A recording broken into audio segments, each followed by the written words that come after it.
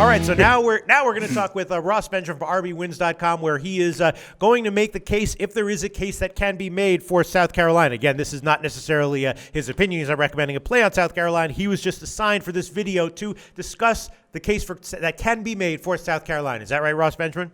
That's correct. And basically how South Carolina could win this game. Okay, and like you guys alluded to, a little bit of a long shot if you look at the point spread in general. But, this is a team that's hung its hat on defense all season long, guys, and they're going to have to be on their A game from a defensive standpoint against a explosive Gonzaga team. Now, I will say this. Gonzaga has underachieved offensively in their first 4 games in the NCAA tournament as compared to what they did in the regular season. I wouldn't put a lot of stock in that, but it's certainly a noteworthy item considering they're averaging 8 points less per game. They're also shooting 7% less, 50 to 43 during the tournament. So that's something to take a look at. Also, South Carolina has played over their head offensively. If you look what they've done in the NCAA tournament, they're averaging 82 points per game. Yes. That's like 9 points more than what they've done during the rest of the season. So they're going to have to bring their A game both offensively and defensively.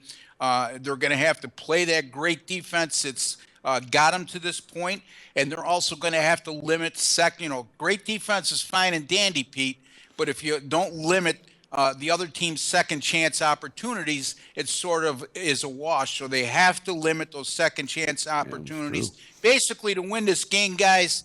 And I'd be interested to hear your take. They're going to have to play one of their best games of the season. Now, I mean, they've been a dog in all 4 games of the tournament. They've won all 4, so this is an unfamiliar role. Is it a long shot? Yes. Is it probable? It can happen. Okay, I mean, they've made a case with their play throughout this tournament. All right, yeah, that to me sounds like he just sort of reinforced my personal case for Gonzaga.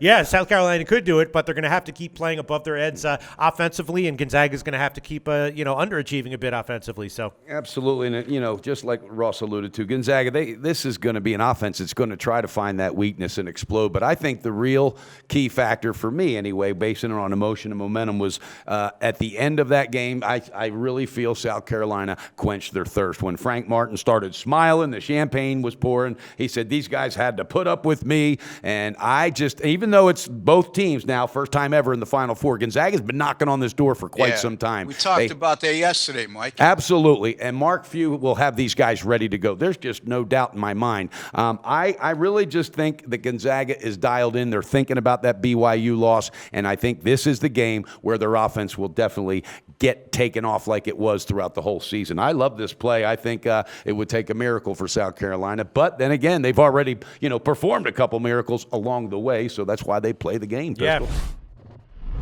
Well, this episode of The Odds Couple is over. But if you give us a like and click SBR's logo at the bottom of the screen to subscribe, then you'll get all the upcoming videos as soon as they come out. And don't forget to take advantage of our website. There's free picks, live betting lines, and sportsbook reviews and ratings guides, and a whole lot more. Check it out now.